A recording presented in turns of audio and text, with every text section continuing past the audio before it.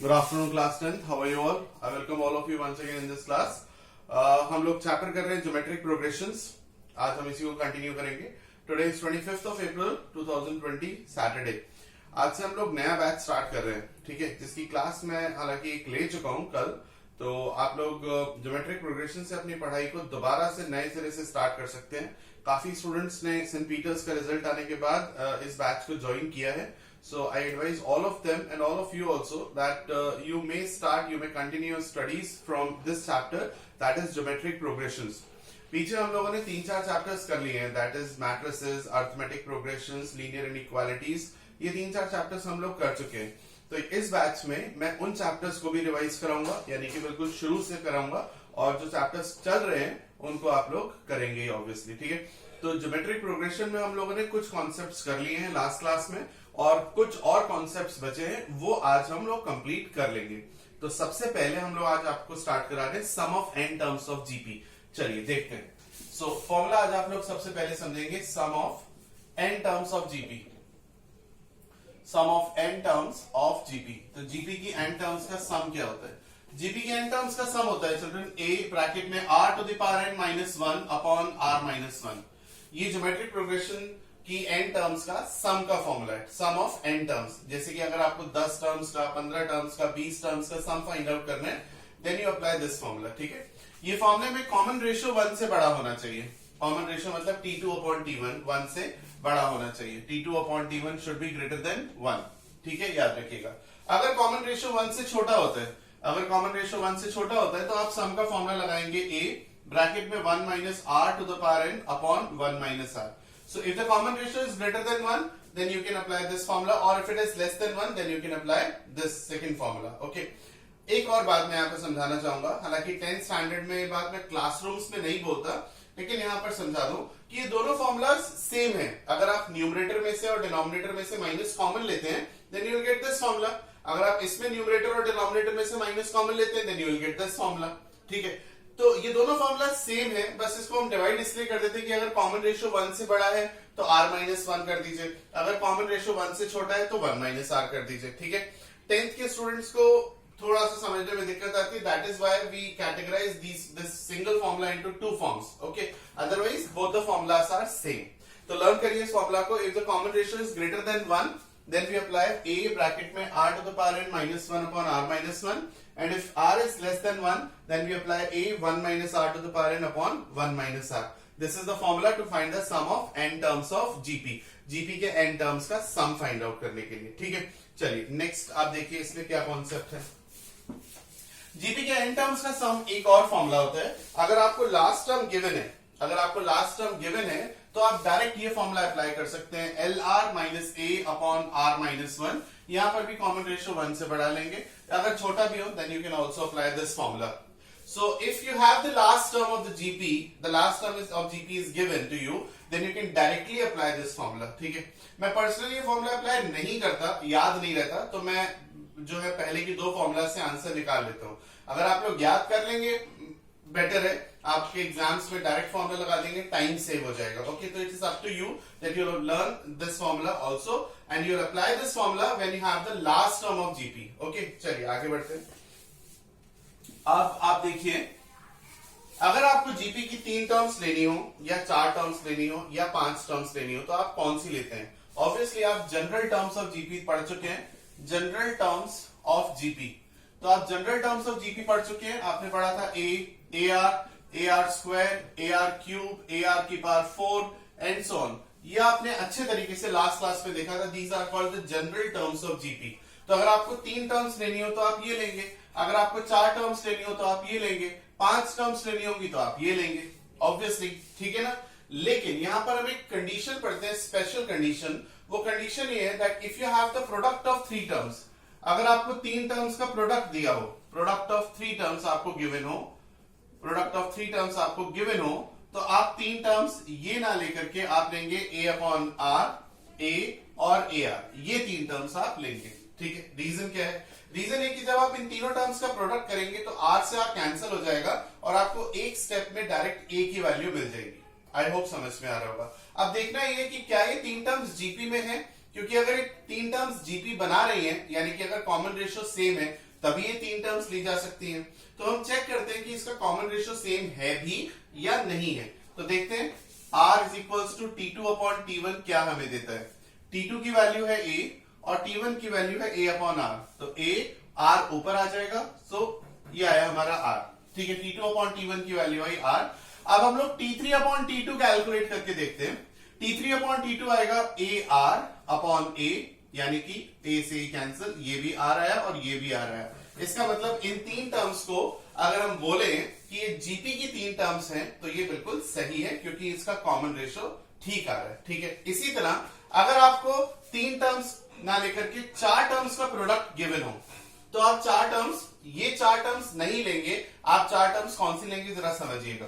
आपको चार टर्म्स अगर लेनी हो तो आप लेंगे A अपॉन आर क्यूब, ठीक है, A upon R cube. Next लेंगे A अपॉन आर, फिर लेंगे AR और फिर लास्ट में लेंगे AR क्यूब। ये चार टर्म्स लेंगे। ऐसा क्यों? क्योंकि जब आप इन चारों टर्म्स का प्रोडक्ट करेंगे तो R क्यूब से R क्यूब कैंसिल हो जाएगा, है ना, और R से R कैंसिल हो जाएगा। तो आपको अगेन डायरेक्टली एक स्टेप में एक ही वैल्यू मिल जाएगी। सवाल वही उठता है कि क्या ये चार टर्म्स जीपी में है। आइए देखते हैं। तो हम इसके लिए T2 upon T1 find out करेंगे, T3 upon T2 find out करेंगे और फिर T4 अपॉन T3 भी फाइंड आउट कर सकते हैं। सो T2 अपॉन T1 क्या देता है भाई, A upon R divided by this, तो मल्टीप्लाई हो जाएगा R क्यूब अपॉन ए। डिवाइड को जब इनटू में चेंज करते हैं तो रेसिप्रोकल हो जाता है। A से कैंसिल हो गया, ये कैंसिल हो गया, ये आया R स्क्वायर। तो T2 अपॉन T1 की वैल्यू आई R स्क्वायर। ठीक है, T2 अपॉन T1 रेशियो आया R स्क्वायर। अब T3 अपॉन T2 कैलकुलेट करते हैं। AR अपॉन A, ये R ऊपर आ जाएगा, ये भी आया R स्क्वायर। चलिए यहां तक तो ठीक है। अब T4 अपॉन T3 कैलकुलेट करके देखते हैं। AR क्यूब अपॉन AR, ये भी आया R square. So because T2 upon T1 is equals to T3 upon T2 is equals to T4 upon T3, so we can say that these four terms are forming a GP. ये चार terms GP बना रही हैं। तो ध्यान रखिएगा, अगर आपको GP में तीन टर्म्स का प्रोडक्ट गिवन है तो आप तीन टर्म्स ये लेने वाले हैं। ठीक है, रीजन मैंने आपको बताया, आपको डायरेक्टली A की वैल्यू मिल जाएगी, शॉर्टकट है। अगर आपको चार टर्म्स का प्रोडक्ट गिवन हो तो आप ये लेंगे और इसका कॉमन रेशियो R नहीं है, R स्क्वायर है। ये ध्यान रखना, भूलना नहीं, क्योंकि जनरली कॉमन रेशियो R आता है 90% क्वेश्चन में, तो हम लोग गलती कर जाते हैं कि R is the common ratio. No, R is not the common ratio.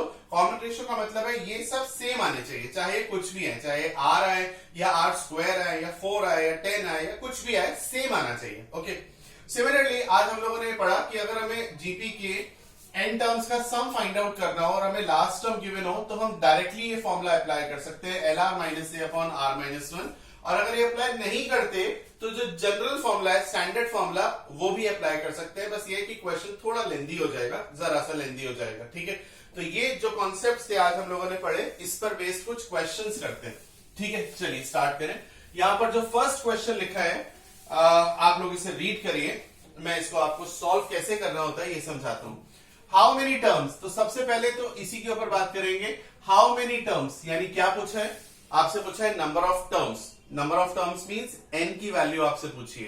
तो सबसे पहले मैं यहां लिख लेता हूं, n की वैल्यू मुझे फाइंड आउट करनी है। Must be added to get the sum 55/72। तो आपको सम दिया हुआ है 55/72, यानी कितनी टर्म्स का सम 55/72 है, ये मुझे फाइंड आउट करना है। तो मैं अज्यूम कर लूंगा कि n टर्म्स का सम 55/72 है। I will assume that sum of n terms is 55/72। यहां तक बात बेटा समझ में आती होगी आपको। अब सीरीज में बताइए फर्स्ट टर्म क्या है। फर्स्ट टर्म है 2/9। बताइए कॉमन रेशियो क्या है, T2/T1 करके निकालते हैं। -1/3 इंटू 9/2। इंटू मैंने क्यों लिखा, समझ में आ गया ना, क्योंकि जब डिवाइड को इंटू में चेंज करते हैं तो रेसिप्रोकल हो जाता है। 2/9 का हो गया 9/2। ओके, सो 3 3 जा 9, ये आया -3/2। Now I have the first term, common ratio, number of terms मुझे फाइंड आउट करनी है और सम ऑफ n टर्म्स मुझे गिवन है। ठीक है, अब ये देखिए कि कॉमन रेशियो -3/2 है। ये बताइए बेटा ये 1 से बड़ा है या छोटा है? ऑब्वियसली ये 1 से छोटा है। तो क्योंकि कॉमन रेशियो 1 से छोटा है तो कौन सा फॉर्मूला आपको लगाना है, ये ध्यान रखिएगा। आपको फॉर्मूला लगाना है इसमें a ब्रैकेट में 1 minus r to the power n upon 1 minus r, है ना। आप लोगों ने सोच लिया होगा, ये फॉर्मूला अप्लाई करना है, इज इक्वल्स टू 55/72। 72। ठीक है, चलिए वैल्यू पुट करते हैं। a की वैल्यू है 2/9 और 1 माइनस r की वैल्यू है -3/2 टू द पावर n।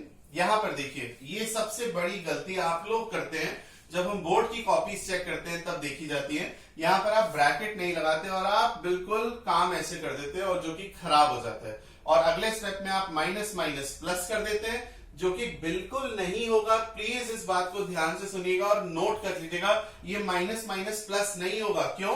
क्योंकि इसकी पावर n है, इसकी पावर n है, तो ये माइनस माइनस प्लस करने की गलती बिल्कुल मत करिएगा, बहुत बड़ी गलती हो जाएगी। ओके, चलिए आगे बढ़ते हैं। 1 माइनस r की वैल्यू क्या है? -3/2। ठीक है, अब सवाल उठता है कि क्या ये माइनस माइनस प्लस हो जाएगा? यस, ये माइनस माइनस प्लस हो जाएगा, क्योंकि यहां पर पावर n नहीं है। ये तो simple 1 minus into minus plus होता है, पर अगर आप यहां पर माइनस इंटू माइनस कर देंगे तो ये गलत हो जाएगा। क्यों? दोबारा बता रहा हूं, क्योंकि ये पावर n है। ठीक है, इसलिए एम्फेसाइज कर रहा हूं क्योंकि मैं खुद बोर्ड की कॉपीज चेक करता हूं और ये गलतियां जब होती है तो बड़ा खराब लगता है कि यार स्टूडेंट्स को ये माइन्यूट चीजें नहीं पता।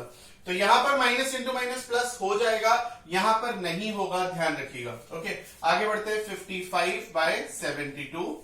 अब ये 9 से कैंसिल कर लेते हैं। 9 8 72 और 1 माइनस माइनस माइनस प्लस नहीं करना है, दोबारा बोल रहा हूं। 3/2 की पावर n, माइनस माइनस ये प्लस हो जाएगा 3/2, और ये जो 2 मल्टीप्लाई में है इसको मैं डिवाइड में भेज देता हूं 55/16। ठीक है ना, 2 ये मल्टीप्लाई में है तो डिवाइड में आ जाएगा। आगे बढ़ते हैं, यहां लिख लेते हैं 1 माइनस माइनस 3/2 की पावर n अपॉन 2 1 2 प्लस 3, 5/2, 5/2 मैं ऊपर लिख लेता हूं इज इक्वल्स टू 55/16। ठीक है, ये 2 मल्टीप्लाई में है तो डिनोमिनेटर में जाएगा और 5 जो है वो न्यूमरेटर में मल्टीप्लाई हो जाएगा। 5 5 25, 275 अपॉन 32, 1 माइनस माइनस 3/2 की पावर n। ठीक है स्टूडेंट्स, यहां तक समझ में आया?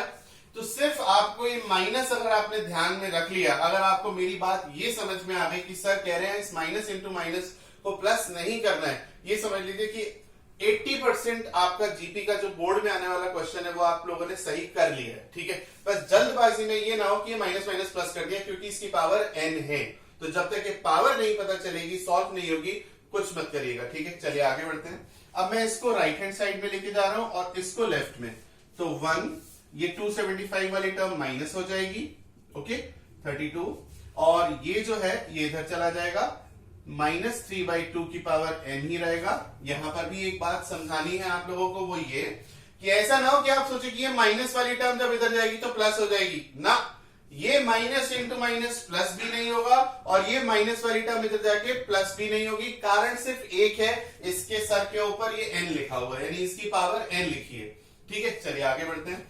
तो एलसीएम आ गया 32 और 32 माइनस 275 इज इक्वल्स टू -3/2 की पावर n। ठीक है, चलिए सॉल्व करते हैं।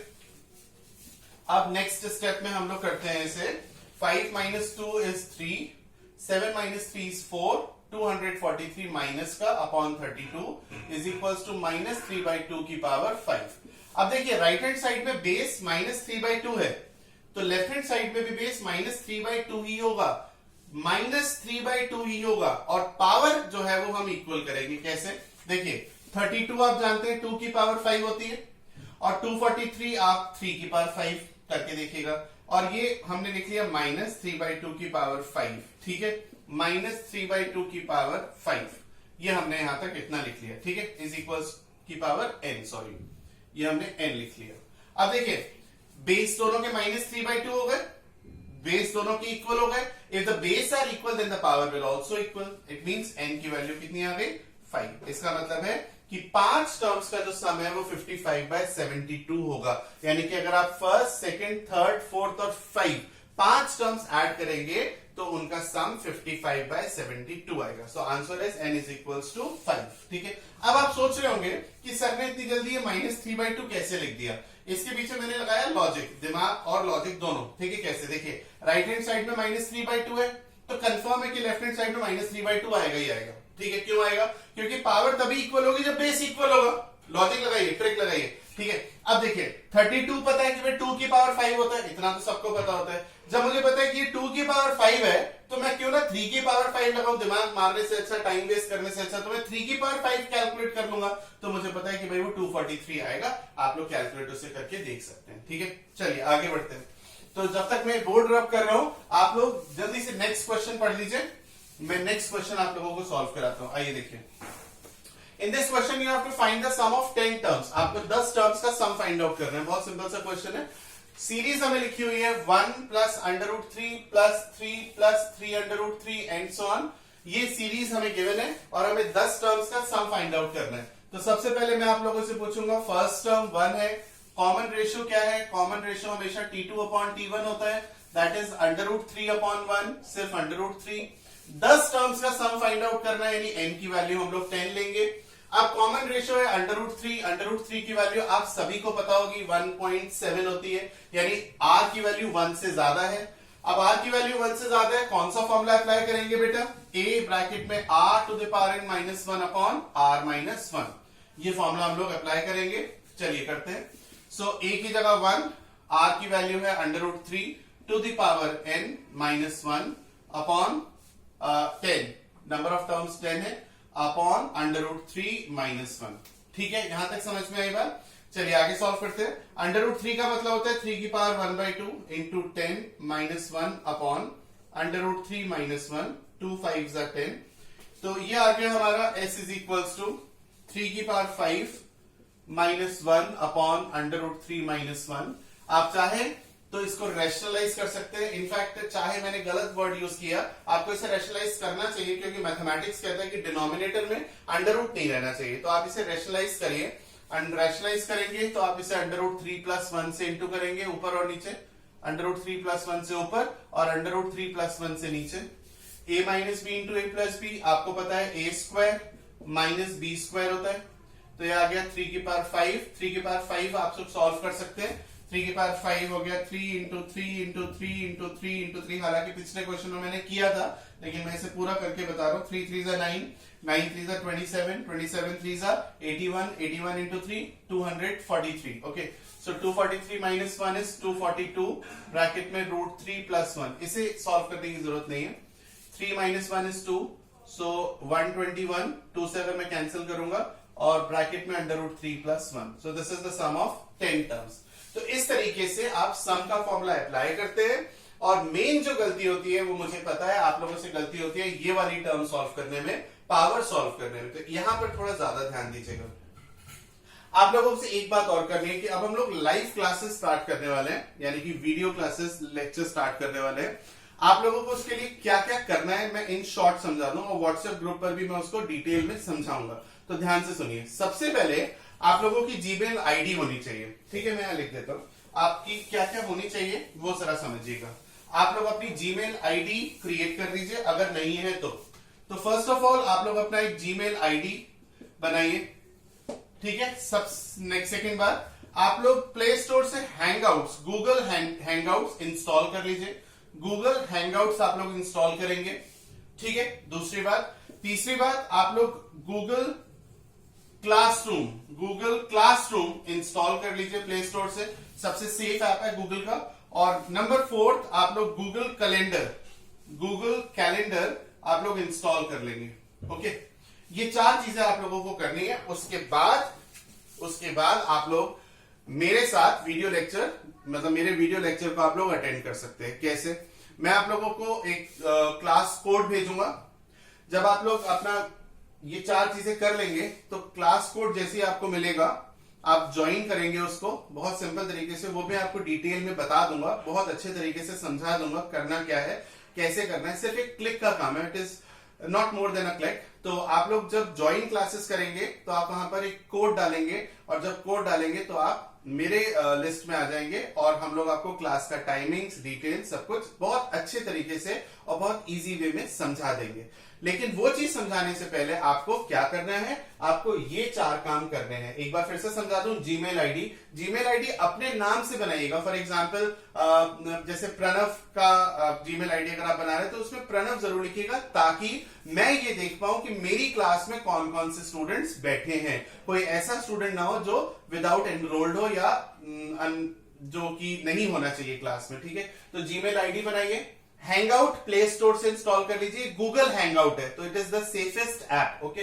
गूगल क्लासरूम और गूगल कैलेंडर, तो ये सब लोग सारे एप्स जो है बहुत सेफ है, बहुत क्या सबसे ज्यादा सेफ है, और हम लोग इनके थ्रू वीडियो लेक्चर बहुत जल्दी स्टार्ट करेंगे विद इन अ डे और 2, ठीक है। तो ये जब 4 काम आपके हो जाते हैं तब आप लोग मुझे बताइएगा, और फिर आपको कैसे ज्वाइन करनी है क्लास ये मैं आपको समझाऊंगा। तो आज की क्लास में इतना ही रखते हैं। और हाँ, एक बात और कि सेंट पीटर्स में जितने भी स्टूडेंट्स हैं जिनके रिजल्ट आउट हो चुके हैं, अगर वो अब पढ़ना स्टार्ट कर चुके हैं तो प्लीज मुझे व्हाट्सएप ग्रुप पर रिप्लाई करिए। सक्षम हो गया, हिमांश हो गया, और भी बहुत सारे स्टूडेंट्स हैं। So if they have started continuing GP then it is okay, अगर नहीं तो फिर वो लेट हो जाएंगे और फिर दिक्कत होगी उन्हें, ठीक है। तो प्लीज मुझे रिप्लाई करिए व्हाट्सएप पर कि सर हमने स्टार्ट कर दिया, otherwise how would I come to know. मैं एक एक बच्चे को फोन नहीं कर सकता पूछने के लिए, ठीक है, क्योंकि बैच में ऑलरेडी 30 से 40 बच्चे हैं, तो it is difficult for me कि मैं एक एक बच्चे को फोन करके पूछूं। सो आप लोग सिर्फ रिप्लाई करिए, सर हाँ हमें समझ में आ रहा है, हमें ये प्रॉब्लम है, या कोई भी बात हो तो रिप्लाई करिए। रिप्लाई करने से मुझे ये लगेगा कि आप बैच में एक्टिव है। Try to understand, okay. चलिए, थैंक यू।